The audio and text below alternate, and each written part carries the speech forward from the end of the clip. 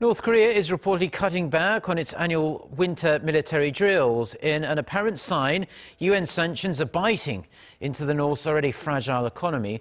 US officials also believe that international pressure aimed at straining the regime's resources is taking a heavy toll. Park Soyun reports. New insights suggest UN sanctions may be working effectively to decrease North Korea's winter military exercises that usually run from December through March.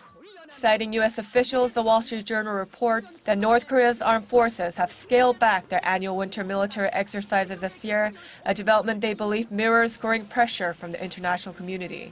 It also reported that UN sanctions that restrict sending oil and refined petroleum products to North Korea have significantly weakened North Korea's economy, forcing the regime to conserve fuel in turn scaling back on its military training.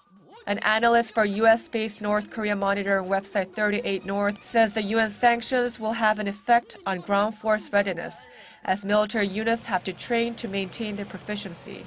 However, military analysts warned that sanctions haven't yet led to a substantial decline in military readiness with no apparent signs. The penalties are hindering the regime's drive to strengthen its nuclear and missile programs.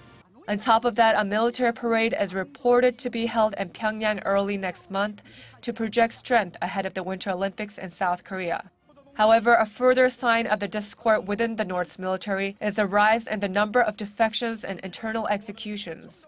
A top U.S. commander said defections are happening in areas that are not generally seen, for example, crossing the heavily fortified demilitarized zone.